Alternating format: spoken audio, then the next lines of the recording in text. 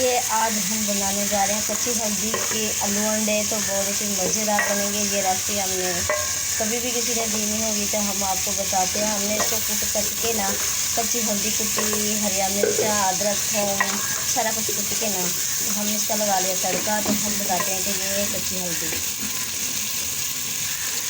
तो ये डाल लगे हम आलू। हमने बनाने हैं आलू अंडे कच्ची हल्दी वाले। इधर हमने धनिया काट के रख लिया और इधर हमने प्याज बाल के रख लिया। ये कच्ची हल्दी का हमने अच्छे से कूट के पेस्ट बना के तो हमने डाल दिया इसके अंदर। तो बड़ी मज़े की हल्दी बनती है ये कच्ची हल्दी की।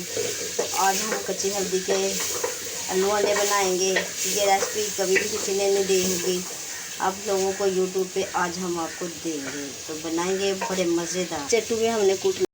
वाह वाह वाह, माशाल्लाह माशाल्लाह। ये हमने डाल दिया इसके अंदर दूध, दही नहीं डाला, दूध डाला। दूध से बहुत मज़े के बनेंगे ये रेसिपी। दूध में बहुत मज़े की रेसिपी बनती है, ये बहुत अच्छी लगती है। तो ये वाली रेसिपी आप बनाएंगे ना दूध